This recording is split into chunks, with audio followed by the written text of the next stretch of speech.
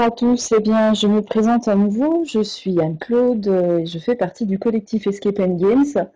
Nous sommes ravis de vous accueillir aujourd'hui pour ce webinaire de rentrée auquel Eric Sanchez a gentiment accepté de participer et nous préparer une belle intervention. Moi, je suis là pour vous donner quelques petites recommandations techniques que j'ai déjà données tout à l'heure. Donc, vos micros sont pour le moment coupés, mais on les remettra une fois que l'intervention sera terminée afin que vous puissiez poser vos questions directement à Eric. Pour ceux qui sont un peu plus timides, vous pourrez les mettre dans le chat et nous, on se chargera de les transmettre à Eric. Voilà.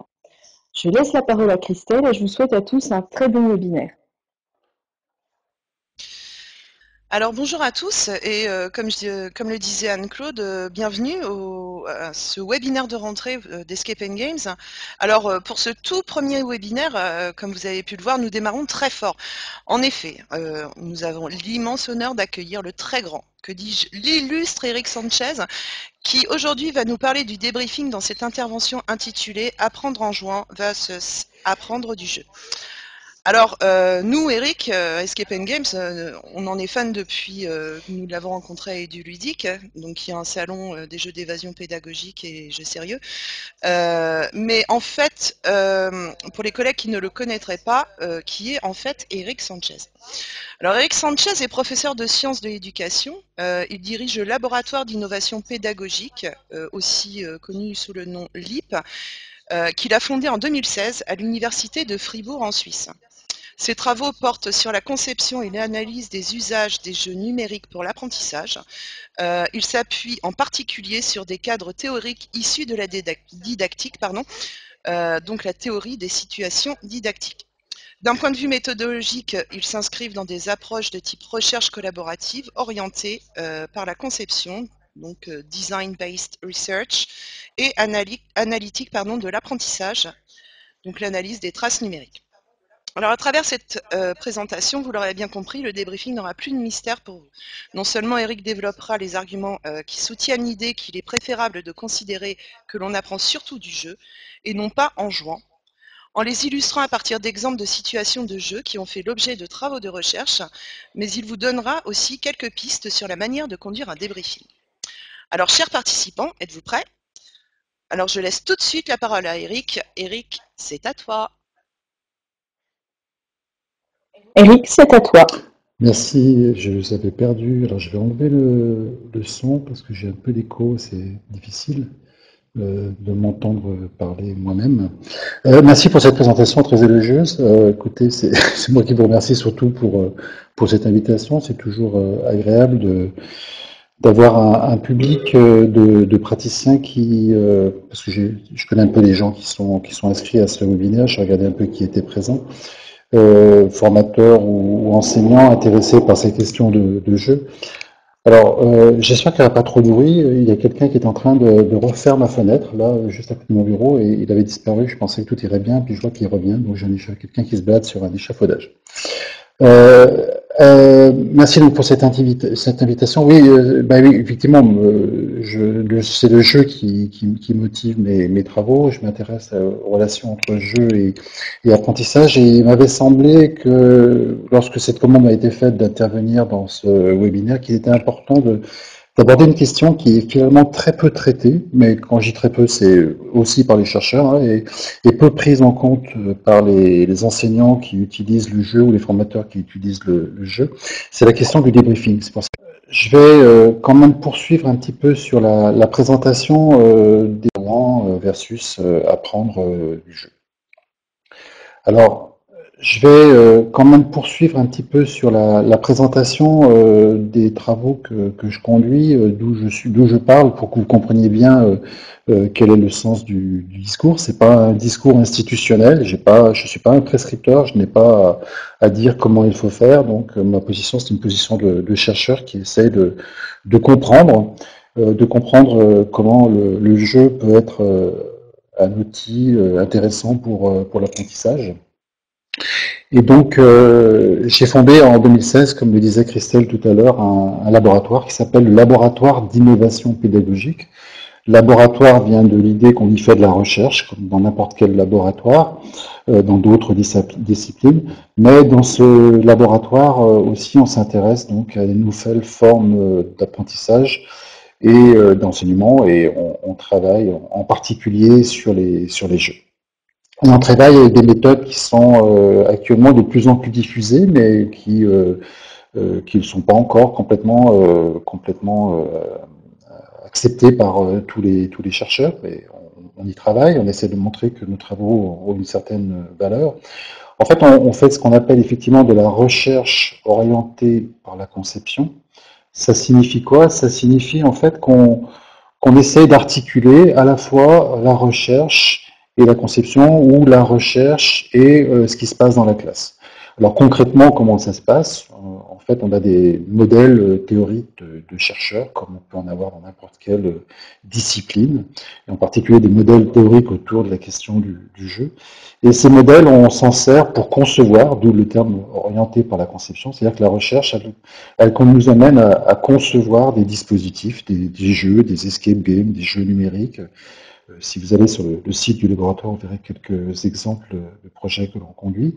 Et ces outils, on va les co-concevoir avec des enseignants. Alors pas que des enseignants, mais principalement des enseignants. Il y a aussi des game designers, il y a aussi des informaticiens, il y a aussi d'autres parties prenantes, enfin, toutes les personnes qui sont utiles pour concevoir le jeu, et en particulier des enseignants. Et ensuite, on le teste dans les classes. Et on regarde les effets de ce jeu. Alors, on a des hypothèses sur lesquelles qu'on essaie de vérifier. Et puis, si nos hypothèses sont vérifiées, ben, c'est qu'en général, ça veut dire que ce qu'on a conçu a été conçu avec des bons modèles qui tiennent la route. Donc, on considère que nos modèles sont validés. Puis, le plus souvent, ce qui se passe, c'est qu'en fait, ça marche pas dans la classe. Je pense que les enseignants qui sont présents dans ce webinaire savent que souvent, ça marche pas bien, ce qu'on conçoit. Donc là, on révise nos modèles et puis on essaie de refaire un tour. Et c'est souvent à partir de la deuxième ou de la troisième itération qu'on a des choses qui sont développées, qui sont très intéressantes, qui permettent d'atteindre les objectifs. Donc en fait, on ne fait pas de la recherche sur les enseignants, mais on fait de la recherche avec les enseignants. Voilà pour cette présentation des méthodologies de recherche que l'on met en place. Je vais rentrer maintenant dans le vif du sujet. Alors, je vais essayer de faire cette présentation, même si c'est une présentation de chercheurs, je vais essayer de la faire pas trop théorique pour que vous compreniez qu'on a des choses qui relèvent de la recherche et développement, de la recherche appliquée. Et je vais le faire d'abord avec un projet alors qui me tient à cœur, parce qu'on vient de recevoir des financements importants du Fonds national suisse pour travailler sur ce projet, et puis ça fait depuis 2015 en fait qu'on y travaille. Mais c'est maintenant qu'on va pouvoir vraiment y mettre des moyens, c'est-à-dire en fait un postdoc et un doctorant qui va travailler sur ce projet. Alors le projet il a commencé en 2015, et il a commencé avec un coup de fil d'un de mes étudiants, d'un de mes anciens étudiants qui était devenu directeur de musée, et qui m'a dit: Eric, j'ai un problème, c'est que je suis devenu directeur de musée, c'est un musée de la nature. Dans mon musée, il y a surtout des roches, il y a surtout des animaux empaillés. C'est magnifique, mais les jeunes de 14-15 ans, beaucoup d'entre eux, finalement, s'intéressent très peu à ce type de musée. Et donc, mon objectif, c'est d'attirer les jeunes, et puis de les amener à s'investir à l'intérieur du musée, de manière à ce qu'ils comprennent le message principal que je veux faire passer dans ce musée. Et ce message principal, c'est que ces élèves devraient comprendre ce qu'est l'anthropocène. Alors, l'anthropocène, pour ceux et celles qui ne connaissent pas, ça veut simplement dire que nous sommes, enfin simplement, non, c'est pas simple du tout, c'est un message au contraire très compliqué, mais ça veut dire, en tout cas, si je le résume très brièvement, ça veut dire que avant la révolution industrielle, l'homme finalement faisait partie de la nature, il se considérait comme faisant partie de la nature, avec une conscience que ses actions à l'intérieur de la nature avaient des effets sur lui-même. C'est par exemple l'agriculteur qui, dans son champ, lorsqu'il va choisir telle ou telle méthode, va comprendre que effectivement ça va avoir des effets très, très directs sur sa manière de vivre. Et puis on arrive, après la révolution industrielle, à une situation au cours de laquelle l'homme se vit plutôt en extériorité par rapport à la nature. Alors il part en week-end, il va se promener, mais en général il voit la nature plus comme des ressources que l'on peut exploiter et qui vont permettre d'augmenter son bien-être.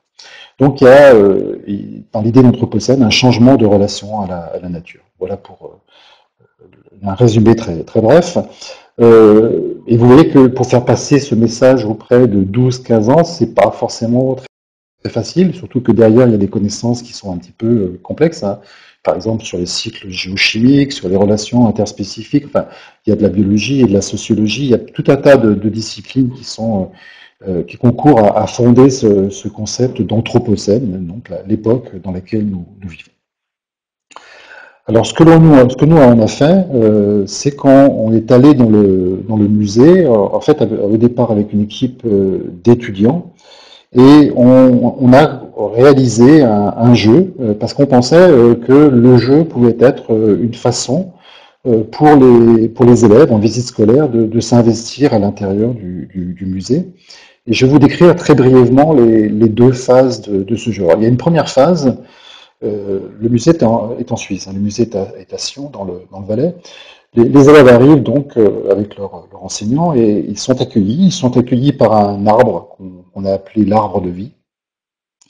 Et les élèves, finalement, vont écouter l'arbre qui leur dit partez dans le musée avec une tablette et essayez de chasser les animaux que vous allez rencontrer dans le musée. Chasser le loup, chasser l'ours, allez les trouver. Et puis, si avec la tablette, vous pourrez soit les chasser d'ailleurs, soit les domestiquer. Donc les élèves partent par petits groupes dans le musée. Chaque fois qu'ils voient un animal, ils utilisent la réalité augmentée qui permet de le reconnaître. Et puis, ils appuient sur une touche qui permet de capturer ou de domestiquer l'animal. Alors qu'est-ce qui se passe quand ils font ça? Ils s'aperçoivent qu'il y a une barre de progression sur leur jeu qui indique les ressources de l'arbre de vie. Et chaque fois qu'ils capturent un animal, chaque fois qu'ils le domestiquent, eh bien, il y a une diminution des ressources de l'arbre de vie. Et finalement, au bout de quelques minutes, une dizaine, une quinzaine de minutes, ils ont fait le tour du musée, mais ils ont perdu collectivement. Ils ont finalement échoué au sens où ce qu'ils ont fait dans le musée les a amenés à faire diminuer les ressources de l'arbre de vie. Alors, certains des élèves, d'ailleurs, disent à ce moment-là, mais c'est pas juste, moi, la barre, elle a baissé, alors que j'ai rien fait, j'ai pas domestiqué, j'ai pas chassé. Et en fait, ils s'aperçoivent qu'ils peuvent être soumis finalement à des impacts qui sont liés à des choix d'autres équipes à l'intérieur du musée. À ce stade-là, ils repartent dans le musée et ils cherchent d'autres fonctionnalités sur la tablette et ils s'aperçoivent qu'ils ont la possibilité, cette fois-ci, non pas de chasser ou de domestiquer les animaux, mais d'essayer de les comprendre. Donc ils passent d'un statut de prédateur à l'intérieur du musée à un statut qui est un statut plutôt de chercheur. Alors, ils vont résoudre des énigmes, ils vont essayer de comprendre les relations, par exemple, entre l'ours et le loup, ils vont essayer de comprendre comment ces animaux ont disparu ou au contraire sont apparus dans le Valais. Et donc ils finissent par finalement comprendre un grand nombre d'éléments qui sont présentés. Et puis le jeu se termine de cette manière-là, avec finalement des gains de points dans cette deuxième partie du jeu qui sont liés au fait que les élèves vont collaborer. Chaque fois qu'ils collaborent, eh bien, ils vont gagner des points de manière collective. Alors vous comprenez que le jeu ici, c'est une espèce de métaphore hein, de cet anthropocène. On a essayé avec le jeu de métaphoriser ce changement de comportement qui est nécessaire hein, si on veut effectivement sortir de cette époque anthropocène qui a des effets importants, par exemple, sur le réchauffement climatique. Mais vous vous rendez bien compte que si on arrête le jeu à ce moment-là, on n'est pas du tout sûr que les élèves aient bien compris de quoi il s'agissait. On est à peu près sûr qu'ils n'ont pas compris. On est sûr qu'ils ont vécu une expérience intéressante, ils apprécient le jeu. On est sûr qu'ils ont finalement appris des choses peut-être en rencontrant les animaux, mais est-ce qu'ils ont compris l'anthropocène? Probablement pas. C'est pour ça qu'il y a une dernière étape, et qui pour nous est une étape importante, qui est cette étape justement dont je voudrais parler aujourd'hui, qui est une étape de debriefing, qui est cette fois-ci non pas comme c'était le cas dans le cadre du jeu, une réflexion dans l'action. Hein. Dans le jeu, on réfléchit dans l'action, on essaie de trouver les bonnes stratégies pour gagner. Mais là, on a une réflexion sur l'action. C'est-à-dire qu'on est sorti du jeu et on réfléchit à ce qui s'est passé dans le jeu. Et là, vous avez une photo sur Sur l'écran, on voit, en fait, c'est le directeur du musée qui interagit avec les élèves et qui discute avec eux et qui fait ce qu'on appelle un débriefing, c'est-à-dire qu'il leur demande, il leur pose des questions, il leur dit qu'est-ce que vous avez vécu comme situation dans le musée, qu'est-ce que vous avez appris, qu'est-ce que vous pensez, quelle expérience vous avez vécue. Et petit à petit, en discutant avec ses élèves, eh bien, il construit l'idée d'anthropocène, c'est-à-dire qu'il revient sur ces changements de comportement, il utilise des termes scientifiques qui sont des termes qui vont aider les élèves finalement, à comprendre ce qui s'est passé à l'intérieur du musée. Travailler sur un jeu, il va falloir penser bien sûr au jeu lui-même.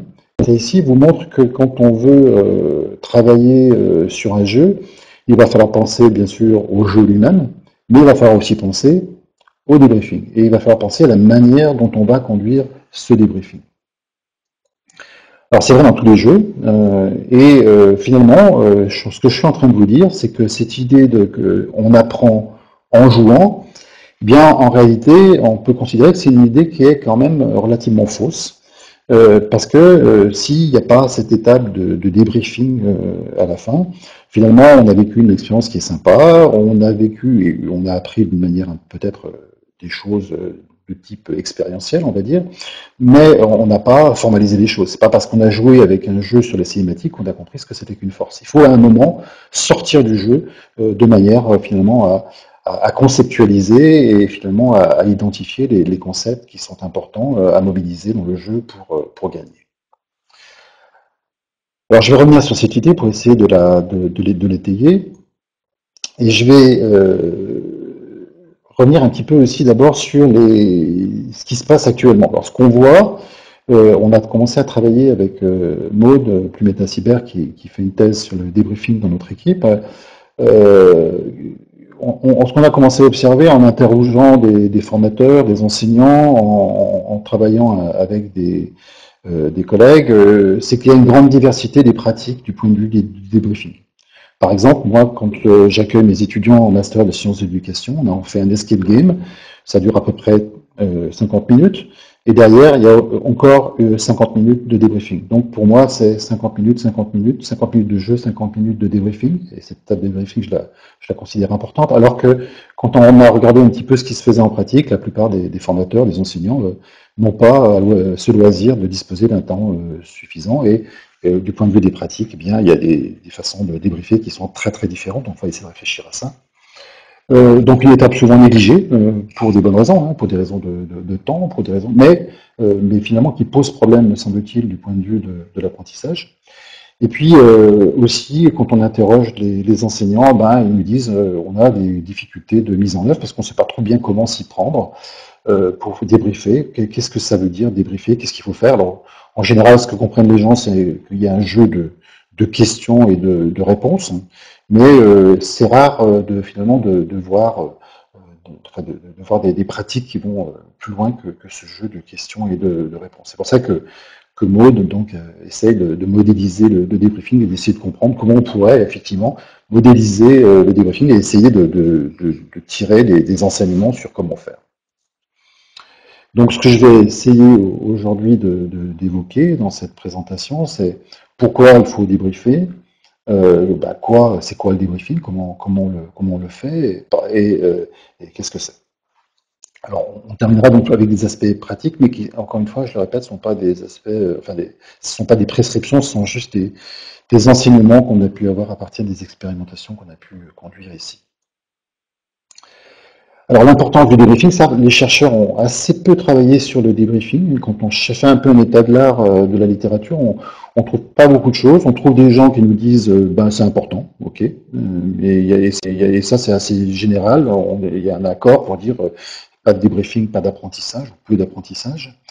Et puis finalement, les chercheurs, simplement, il y a peu de travaux qui vont indiquer comment faire, pourquoi faire, si ce n'est quelques chercheurs qui mettent en lien le débriefing avec l'idée de métacognition, c'est-à-dire avec l'idée qu'il ne suffit pas de savoir, mais aussi il s'agit de savoir que l'on sait. J'y reviendrai tout à l'heure. Alors, je vais donner quelques exemples. sur le pourquoi il faut débriefer. Alors je l'ai évoqué à partir déjà du jeu Pearl Harbor dans le musée. Je vais donner deux autres exemples. Alors, le premier exemple, c'est SimCity. Je l'ai pris parce que je sais qu'il y a des enseignants qui l'utilisent dans leur classe. Je pense que vous connaissez pour beaucoup d'entre vous ce jeu. Il s'agit de construire une ville. Donc on va décider de où est-ce qu'on met l'école, où est-ce qu'on met des habitants, où est-ce qu'on va mettre des routes, et quelles sont les possibilités qu'on donne en termes d'hébergement, de crèches, d'écoles, etc. Et dans le jeu, bah, si on fait des erreurs d'aménagement de la ville, eh bien, on est sanctionné, alors que si on arrive finalement à gérer correctement la ville, eh bien, la ville se développe et puis on a l'impression que les gens y vivent heureux. Donc c'est intéressant ce jeu parce que ça permet d'aborder un certain nombre de concepts qui sont autour de l'aménagement d'une ville, montrer que une ville c'est pas juste habiter, mais qu'il y a tout un tas de contraintes qui sont mises en place. Et vous vous rendez bien compte que si on demande à des élèves de jouer à ce jeu, bah, ça pose un certain nombre de problèmes. Alors, le premier problème, c'est d'abord la manière dont les décisions sont prises. C'est le joueur qui décide si, par exemple, il faut raser un immeuble pour faire de la place, pour mettre une centrale nucléaire à la place.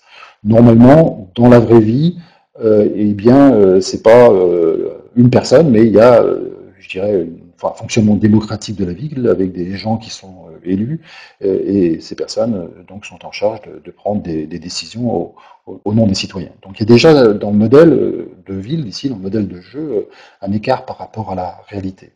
Un deuxième écart, c'est par exemple certains choix qui ont été faits par les concepteurs du jeu, et en particulier le fait qu'il s'agit d'une ville américaine. Donc si on fait jouer les élèves avec ce jeu, ils vont finalement s'imprégner de concepts qui sont plutôt, enfin pas de concepts, mais en tout cas d'idées qui sont des idées d'aménagement d'une ville américaine.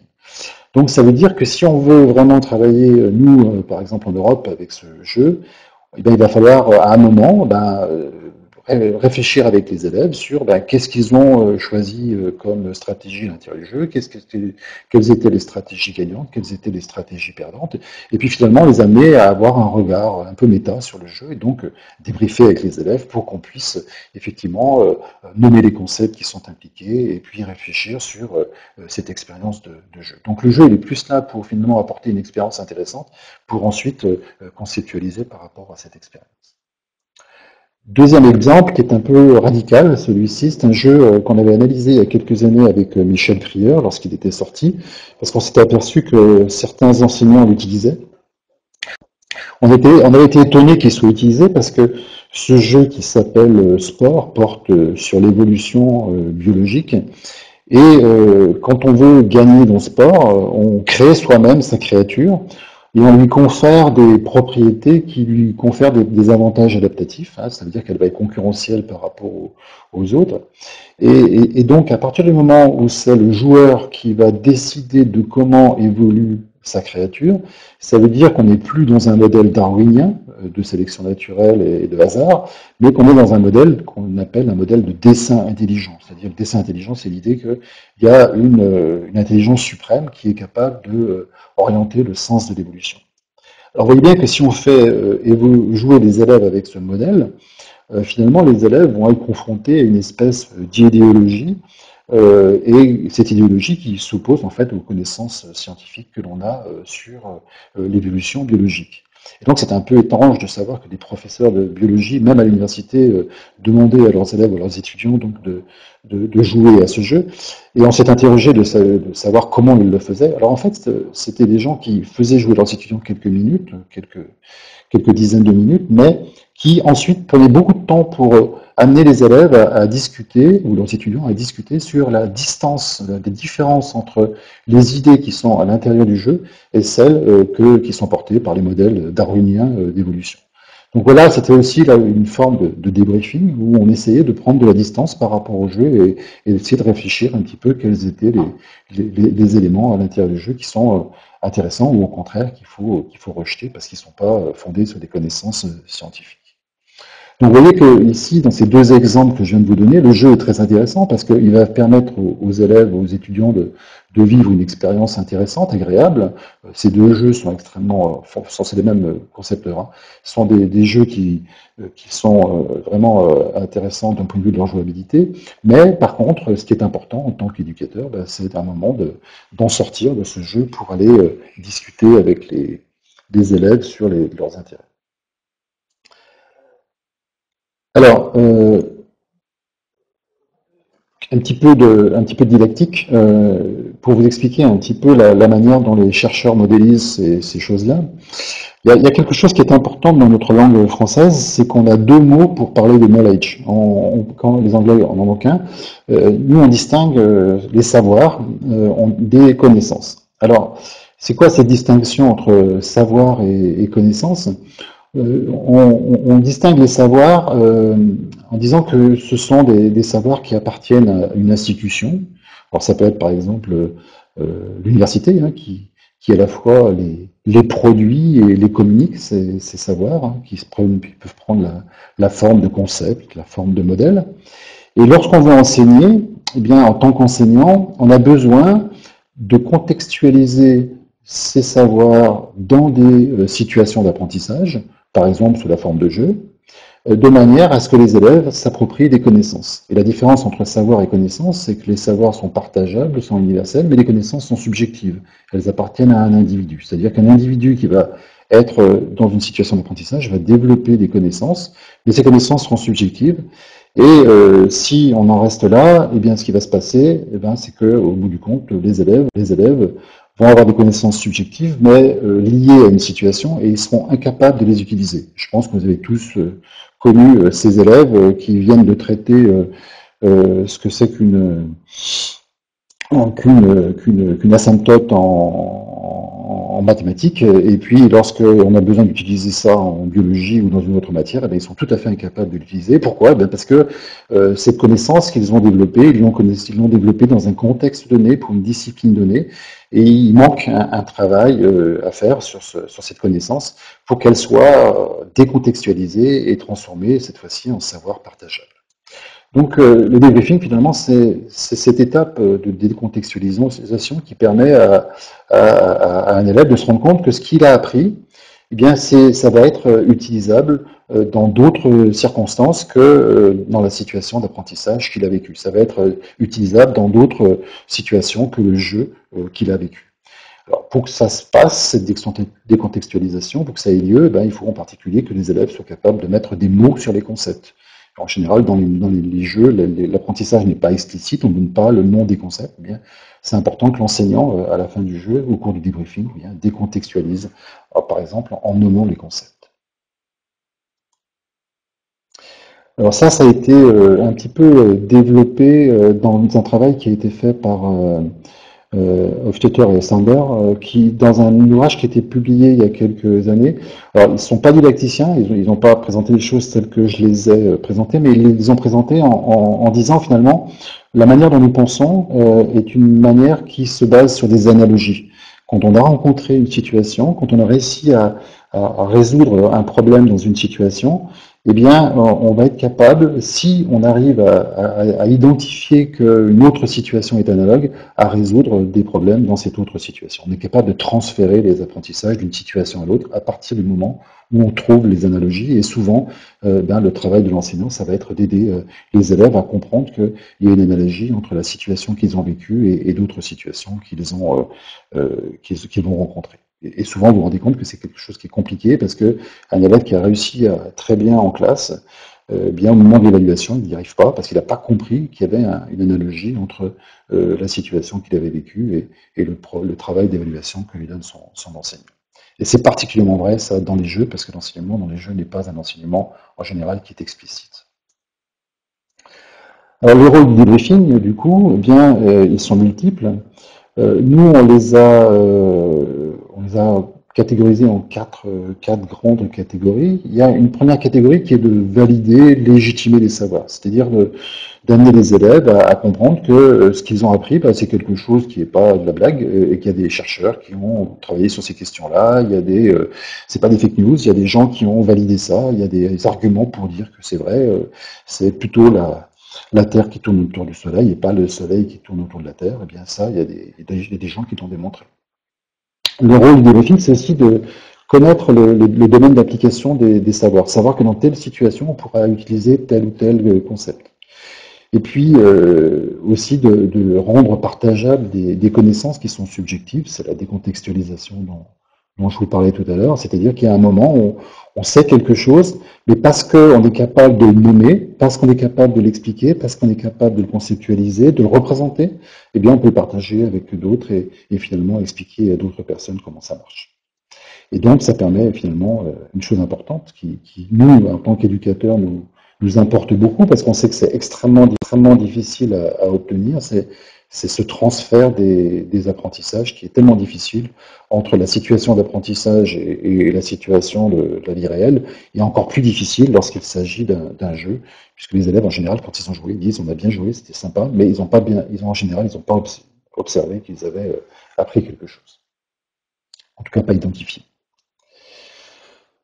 Alors, j'en reviens à la question du quoi, et je reviens sur le travail de Maud, qui elle, s'intéresse à l'enseignement de l'informatique, et donc elle a travaillé dans la conception d'un jeu qui est un jeu pour développer ce qu'on appelle le computational thinking chez les élèves, c'est-à-dire amener les élèves à penser comme des informaticiens en jouant. Donc c'est un jeu qui est un jeu individuel où les élèves résolvent un certain nombre d'énigmes et ils apprennent comme ça de la programmation. Et ce que le travail de Maud a abouti à l'idée que finalement, cette idée de débriefing, il fallait la mettre en relation avec un concept important qui est celui d'institutionnalisation et qui a été développé dans le cadre de la didactique des sciences et des mathématiques.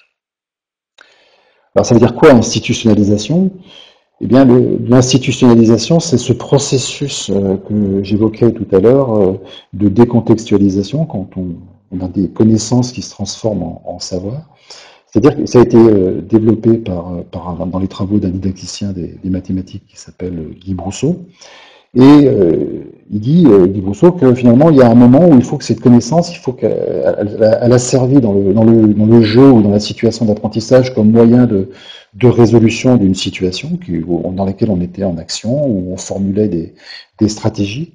Et il faut que cette connaissance devienne cette fois-ci est un nouveau rôle, mais qui est un rôle de référence pour des utilisations futures. Donc c'est vraiment ce que j'évoquais tout à l'heure en vous parlant de décontextualisation et de la transformation des connaissances en savoir.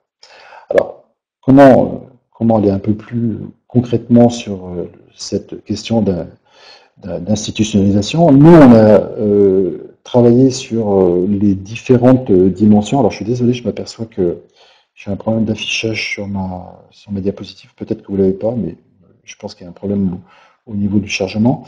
Pour nous, on a identifié 4 dimensions dans le travail de thèse de Maud qui nous amènent ensuite à faire des choses concrètes dans la phase de débriefing. Alors, ces phases, on les a publiées récemment dans un article, et c'est un article en anglais, donc on a utilisé des termes anglais, et on les a pas encore traduits, on n'est pas encore sûr de nos traductions, donc on va utiliser les termes anglais, mais je pense que vous allez les comprendre facilement. La première dimension, c'est feelings.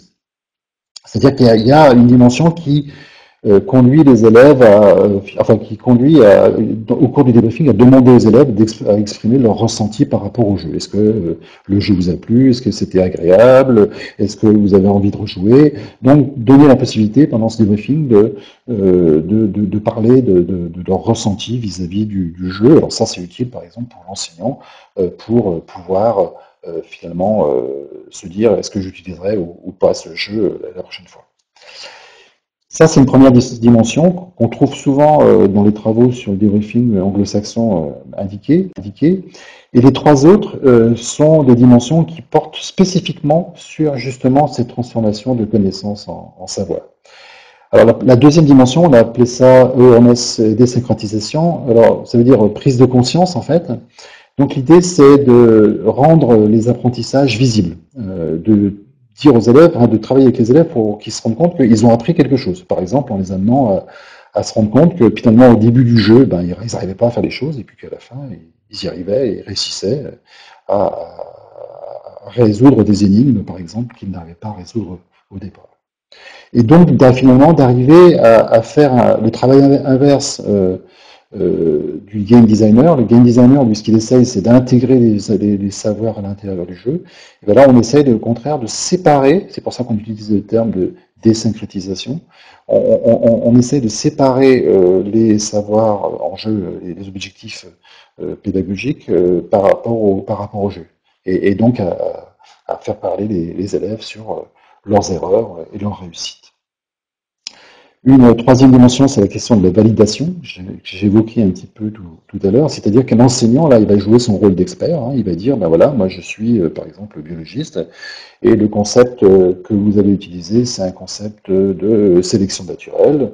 Il va l'expliquer, ce concept, il va le clarifier, il va le définir, il va le légitimer en disant que ça a été effectivement démontré et validé par des chercheurs et que c'est donc c'est un concept qui a de la valeur et que ce concept, ils vont pouvoir l'utiliser.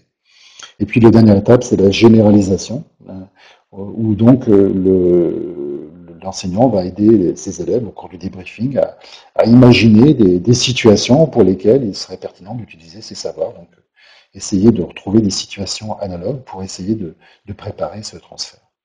Voilà les quatre dimensions que nous, on a identifiées. Et je vais avancer sur le comment cette fois-ci. Donc, du coup, le comment va s'appuyer sur ces quatre dimensions. Mais on s'est aperçu qu'il fallait prendre les choses en termes en prenant en compte la question du temps, tant que ce soit le temps disponible ou la chronologie des événements, du point de vue du milieu, c'est-à-dire quels étaient les éléments qu'on utilisait pour mettre en place ce débriefing. Et le troisième élément, c'est les rôles qui sont joués par l'enseignant et l'élève. Alors, je vous montre un petit peu donc les questions que nous on se pose actuellement du point de vue pratique sur la manière de mettre en place les choses. Alors, les questions sur la mise en œuvre du point de vue du temps, c'est d'abord, est-ce qu'on fait le débriefing tout de suite après le jeu ou est-ce qu'on le fait plus tard? La réponse à cette question n'est pas simple. Dans certains cas, ça peut être très intéressant de débriefer à chaud, mais parfois, ça peut être intéressant de le faire plus tard. Par exemple, dans le jeu sur lequel travaille Maud, l'enseignant il peut aller regarder le tableau de bord et aller regarder quelles sont les erreurs faites par les élèves et donc finalement faire une analyse fine des erreurs et ensuite au moment du débriefing s'appuyer sur ces erreurs pour revoir les questions avec les élèves. Il y a des questions de durée. Alors j'évoquais tout à l'heure que dans la manière dont on débrief après les escape games à Fribourg, on a une durée de débriefing qui est au moins aussi importante que celle qui a été consacrée au jeu, parce que on s'est aperçu que c'était vraiment l'étape importante au cours de laquelle finalement après cette expérience de jeu, nos étudiants sont très intéressés à essayer de comprendre pourquoi ils ont réussi, pourquoi ils ont raté, parler de leur expérience et puis d'aller plus loin dans la compréhension de leur réussite ou de leurs échecs, avec parfois des incompréhensions très très fortes qui sont issues du jeu. Et par exemple, on avait travaillé sur un jeu que je vous présenterai tout à l'heure, qui est un jeu autour des usages du numérique chez les enseignants, et il y avait un des étudiants qui n'arrivait pas à comprendre que lorsqu'il utilisait un manuel scolaire qu'il avait lui-même créé, il n'avait pas le droit de le faire. Et c'est le moment des débriefings que ces choses-là sont apparues.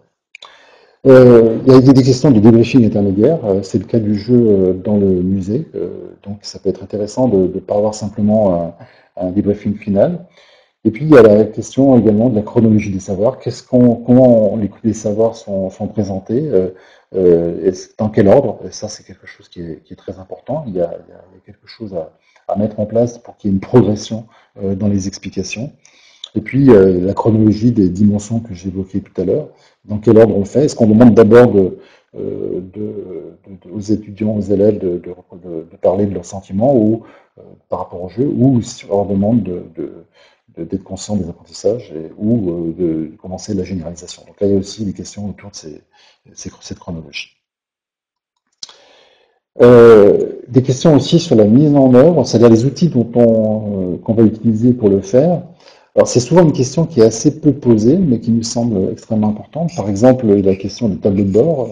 Alors, dans un escape game, en général, c'est pas très facile d'avoir un tableau de bord qui permet de répertorier les erreurs des participants, encore qu'on peut noter les choses pendant que les choses se passent. Mais en tout cas, c'est intéressant de débriefer en se basant sur une analyse des erreurs des élèves. Là, je vous ai mis comme illustration un tableau de bord du jeu sur lequel travaille Maud, où on a répertorié, en fait, on peut répertorier toutes les erreurs des étudiants et l'enseignant peut s'appuyer là-dessus pour finalement débriefer, surtout d'ailleurs sur les erreurs qui ont été faites, hein, pour bien travailler avec les étudiants sur les choses qui étaient difficiles.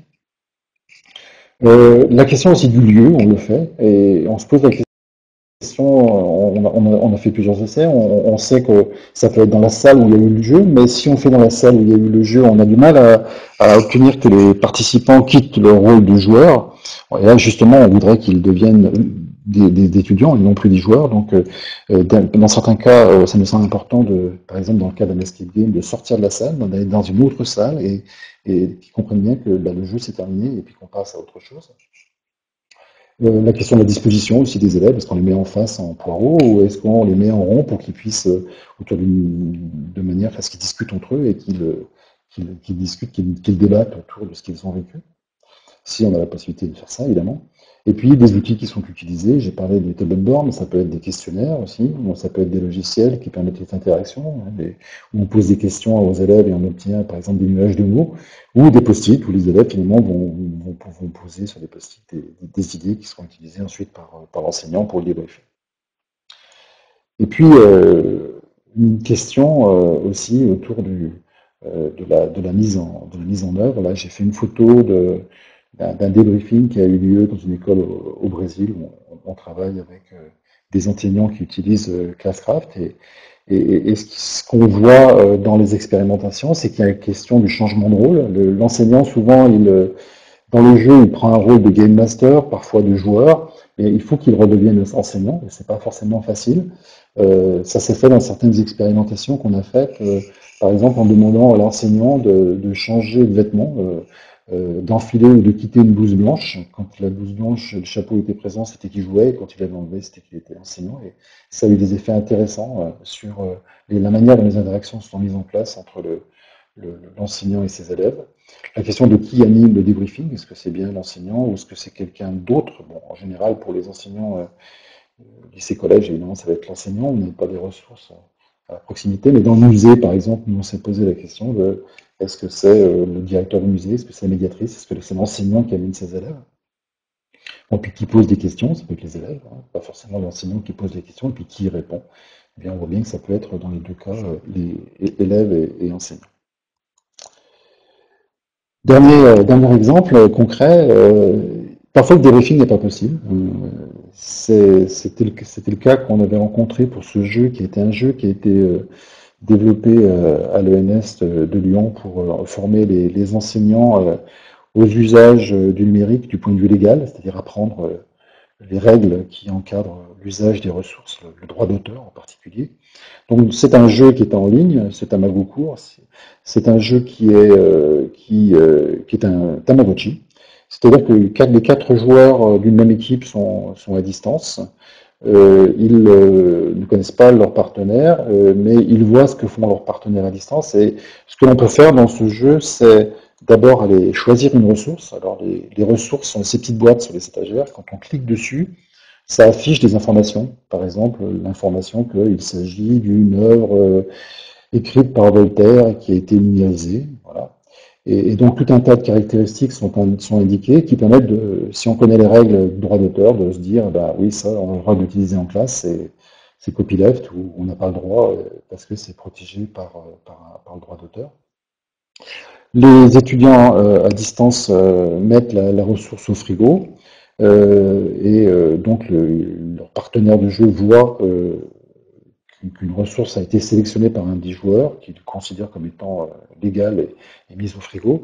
Ils ont la possibilité de chatter, de clavarder, et ensuite de nourrir le Tamago avec cette ressource. Alors le résultat, c'est que lorsque la ressource est légale, le Tamagotchi fait Yum Yum, et lorsqu'elle n'est pas légale, il fait Burk, et si on lui donne trop de mauvaises ressources, il finit par mourir. Je vous ai dit que c'était un jeu de type Tamagotchi. Alors je disais, le débriefing n'était pas possible parce qu'on avait beaucoup d'étudiants et qu'on n'avait pas les ressources nécessaires. Donc vous voyez que en fait, nous on a réglé ici le débriefing de manière un peu parallèle. C'est qu'en fait, on l'avait réglé en mettant ici la possibilité aux étudiants d'échanger entre eux. Et ils s'envoient des messages au cours de la partie.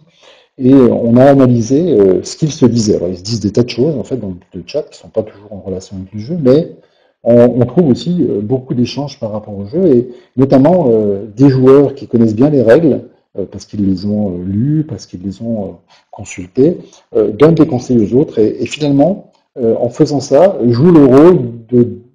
Ils font comme une espèce de débriefing intégré à l'intérieur du jeu. Et on avait trouvé cette façon de faire assez intéressante, même si finalement, la façon la plus intéressante serait été quand même de mettre un enseignant dans ce dispositif, de manière à ce que, au bout du compte, tout ce qui est dit par les étudiants soit validé par quelqu'un qui est un peu expert du domaine. Tellement dans cette présentation que je vais terminer maintenant au bout de 45 minutes. Ces trois idées principales que je voudrais faire passer. La première, c'est que pour apprendre du jeu, il faut quitter le jeu.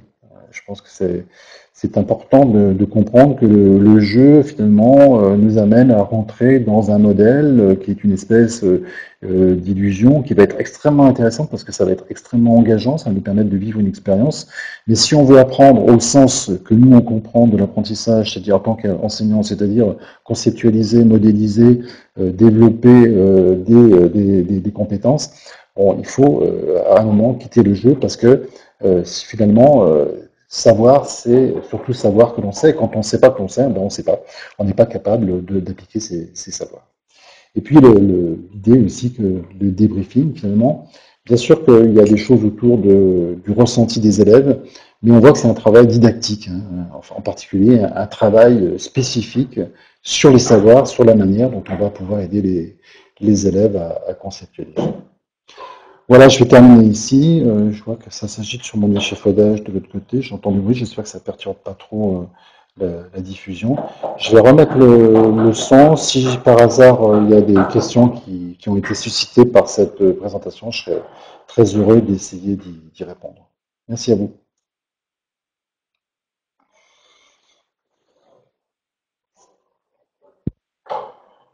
Merci Eric. On avait déjà une petite question de Nathalie Cousin qui voulait savoir si tu mettrais le diaporama à disposition. Oui, alors je salue Nathalie en passant, mais je suis très content de savoir qu'elle a pu se connecter du Québec. Oui, c'est encore une heure de temps pour elle. Oui, bien sûr, je pourrais mettre le diaporama à disposition. Il faudra simplement me dire où vous voulez que... Enfin, je vous l'enverrai, et puis je vous laisserai je crois que vous avez prévu un site, si vous m'aviez dit, que vous alliez mettre la vidéo, l'enregistrement quelque part, et à ce moment-là, il n'y a pas de problème. Je vous enverrai une version PDF du diaporama pour que vous l'ayez. Merci Eric. Donc dans ce cas, on hébergera le diaporama d'Eric sur le site Escape Games. Alors, s'il n'y a pas tout de suite de questions, j'aurais une petite question à poser. Souvent, Eric, en formation, on a des questions de stagiaires qui voulaient savoir si, lors de la phase de débriefing, on pouvait envisager une évaluation des compétences disciplinaires. Donc, je voulais avoir ton point de vue là-dessus. C'est-à-dire qu'en fait, la question qui se pose, c'est est-ce qu'il y a un lien entre débriefing et évaluation? Euh, Oui, moi, je pense qu'il y a, il y a des liens, il y a des liens assez forts dans le sens où, d'abord, si l'enseignant il veut avoir un discours qui est pertinent auprès de ses élèves, il va falloir qu'il ait une idée assez précise de ce que les élèves ont su faire ou n'ont pas su faire. Donc, je dirais que déjà en amont, on a une évaluation enfin, le jeu fait office de dispositif d'évaluation, hein, on va dire. Alors après, est-ce que le debriefing doit être à un moment où on évalue? Moi, il me semble qu'il vaut mieux reporter mais je réponds à cette question sans avoir peut-être suffisamment réfléchi, mais je dirais, j'aurais plutôt tendance à penser que il faut que le débriefing soit un temps vraiment de débriefing, c'est-à-dire qu'il permette justement cette décontextualisation, et que si on veut, il faut pas mélanger enseignement et évaluation, c'est ça que je veux dire, les deux sont très liés évidemment. Et il vaut mieux reporter, à mon avis, le temps d'évaluation après, parce que le débriefing, pour moi, ça reste un temps d'apprentissage. Et donc, si on évalue à ce moment-là de manière, alors ça dépend ce qu'on appelle, si c'est de l'évaluation formative, pourquoi pas, mais si c'est de l'évaluation sommative où on va dire aux élèves, ça vous savez pas, et vous allez être finalement sanctionné par une mauvaise note si vous ne savez pas, et ben là, ça peut poser problème, parce que finalement, on n'aura pas laissé les élèves suffisamment de temps pour apprendre avant d'être évalué.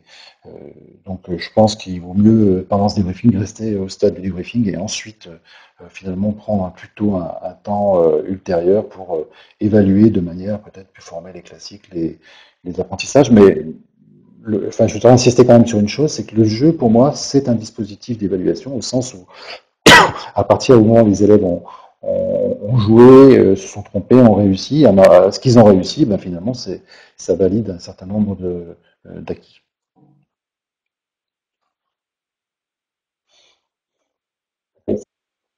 D'autres questions des participants? Moi, j'en ai encore, hein, si vous n'en avez pas.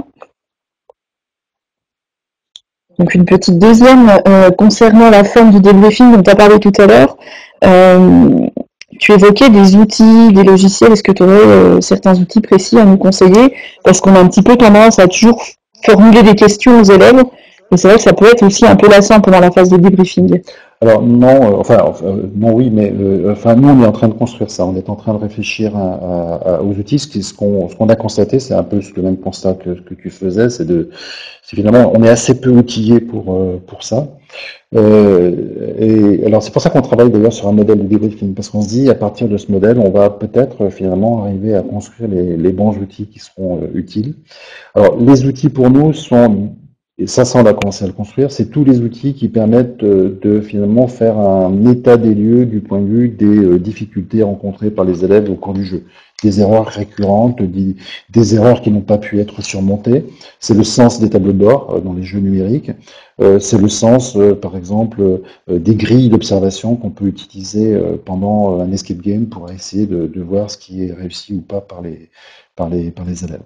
Après, quand je pensais à des outils numériques d'interaction, je pensais par exemple à des choses comme Kahoot. Vous savez, ces outils qui permettent de poser des questions à des élèves et de leur demander de répondre tous en simultané et ensuite de faire une petite représentation statistique des réponses. Ça permet d'éviter le biais qui est qu'on est souvent confronté à interroger un seul élève. Souvent, c'est le meilleur élève qui répond.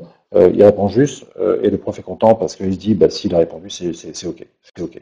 Bon, je caricature, mais si on utilise des outils de type interaction de type Kahoot, là, on s'aperçoit bah, que après avoir expliqué quelque chose, ça m'arrive très souvent, que je pensais avoir expliqué très très bien, merveilleusement, etc., qu'il y a toujours 10, 15, 20, 30, parfois 50% des étudiants, des élèves qui finalement n'ont pas compris parce que quand j'ai posé la question, ils n'ont pas répondu correctement. Ça m'amène à revenir là-dessus. Après, je pense que tous ces outils restent pour largement à inventer, mais on peut quand même utiliser des outils qui existent déjà, comme des post-it. Hein. Je pense que ça peut être intéressant à un moment de demander à des élèves de formaliser ce qu'ils pensent sous la forme de post-it, et puis ensuite de partager, puis de regarder ensemble ce qu'on peut faire de ce qui a été compris, de ce qui n'a pas été compris.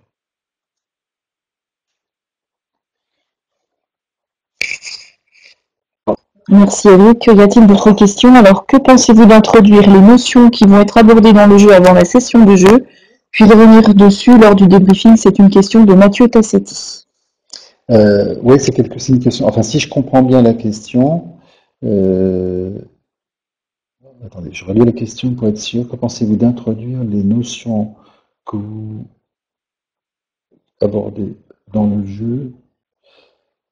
Alors, en fait, je suis pas très sûr de comprendre. J'hésite entre deux compréhensions, mais peut-être Mathieu peut-il s'exprimer. Mais est-ce qu'il s'agit d'introduire les notions avant le jeu? Ça existe, hein. On connaît des situations où finalement on fait un cours relativement classique, en tout cas un cours dans lequel finalement on va expliciter les savoirs et ensuite on va faire jouer les élèves où ils vont vivre une situation, ils vont mobiliser ces savoirs. Alors, j'ai eu cette discussion, par exemple, quand on a travaillé sur le Tamago cours, c'est-à-dire qu'il y avait vraiment une position presque de principe, hein, des gens à l'ENS, là, des gens qui étaient en charge de la formation, en disant, mais si on veut les évaluer avec le jeu, il va bien falloir qu'à un moment, on leur explique avant tout les concepts, et puis le jeu, finalement, ça sera une espèce d'exercice de mise en situation, et s'ils ont bien compris, ben, ils vont réussir, et puis s'ils n'ont pas compris, ils vont pas comprendre. Moi, je ne vois pas le jeu comme ça. Je vois le jeu plutôt comme un moment où on est confronté à une situation où on ne sait rien, ou pas grand-chose, ou enfin on ne sait jamais rien en fait, on sait toujours quelque chose, mais en tout cas, il n'y a pas quelqu'un qui avant en préalable a donné les explications. On peut trouver dans les jeux que je crée des explications à l'intérieur du jeu, mais par contre, quand on va jouer, finalement, on va se trouver confronté à une situation pour laquelle on n'a pas les clés.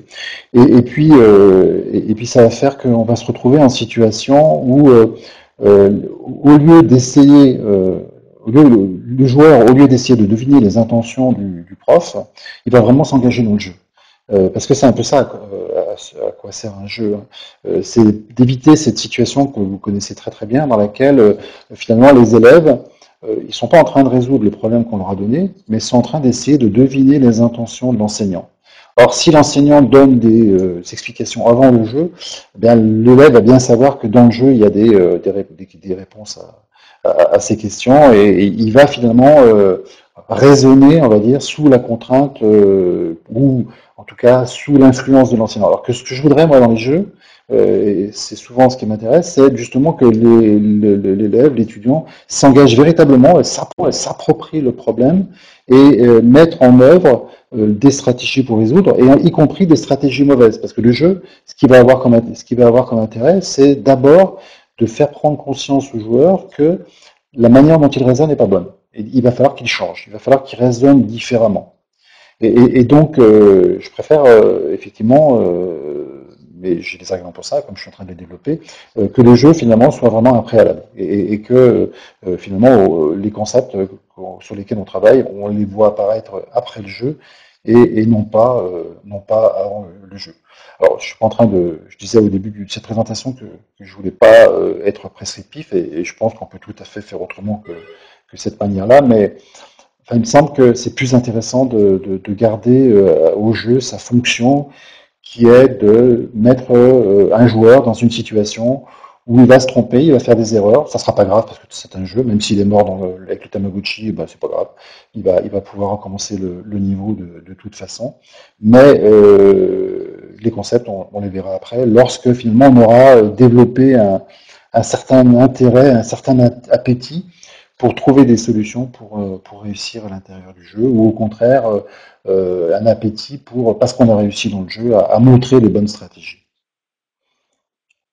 Mais c'est vrai que je comprends bien cette difficulté qu'on peut avoir en tant qu'enseignant à se dire on les place dans une situation, on les lâche dans la piscine, ils n'ont pas appris à nager et on a peur qu'ils se noient. Alors l'intérêt du jeu justement c'est qu'il évite la noyade dans le sens où c'est un jeu et donc quand on coule, on coule pas pour de vrai. Et c'est tout l'intérêt du jeu de ce point de vue-là. Donc, Eric, il y a une question de Lydia que tu dois voir dans le chat. Est-ce que votre réponse à la question précédente consiste à dire que le jeu est bien du problem solving? Alors, je dirais plutôt oui, dans le sens où pour moi, les connaissances, les savoirs sont problématiques. Je veux dire par là qu'il n'y a pas de connaissance s'il n'y a pas de problème. Il y a un lien très très fort entre, et ça c'est montré par Bachelard dans ses travaux en épistémologie, c'est que si on n'a pas de questions, eh ben, il n'y a pas de, il y a pas de réponse, il y a pas de connaissance. Donc, et c'est vrai que en tant que éducateur, que ce soit au lycée, au collège ou à l'université, on a tendance à enseigner les réponses et pas les questions. Et ça, c'est problématique parce que, alors on le fait parce qu'on n'a pas le temps, hein, et à l'université, on a un peu des contraintes équivalentes à celles que vous avez dans l'enseignement secondaire, pour ceux qui sont dans le secondaire. Mais, et donc, c'est important, à mon avis, d'amener les élèves, mais justement les joueurs dans le jeu, de se rendre compte que, en fait, beaucoup de concepts, en fait, ben, ils existent parce que derrière, il y a des questions qui sont fondamentales. Et si on n'enseigne pas les questions, et là je vous renvoie vers les travaux d'Edgar Morin aussi, enfin, en tout cas son livre sur l'éducation du futur, eh bien, on perd quelque chose de très fort. Après, en ayant dit ça, je ne veux pas dire non plus que le jeu, c'est forcément... Alors, il y a une énigme qui est souvent un problème, mais c'est aussi beaucoup une expérience. Hein. Dans le jeu, il faut que ça reste aussi une expérience. C'est-à-dire que nous, par exemple, on travaille en ce moment sur un escape game qui développe des compétences psychosociales. Et là, j'appellerais pas ça du problem solving. J'appellerais ça plutôt, des élèves résolvent des énigmes. Ils ont des attitudes à l'intérieur du jeu qui leur montrent que ben, certaines attitudes sont pertinentes ou pas pertinentes par rapport aux situations dans lesquelles ils sont. Et ça va un peu plus loin que de la résolution de problèmes.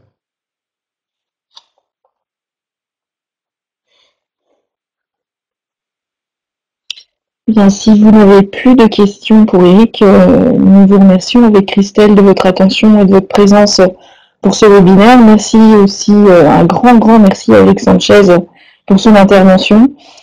Christelle, je te laisse la parole pour clôturer.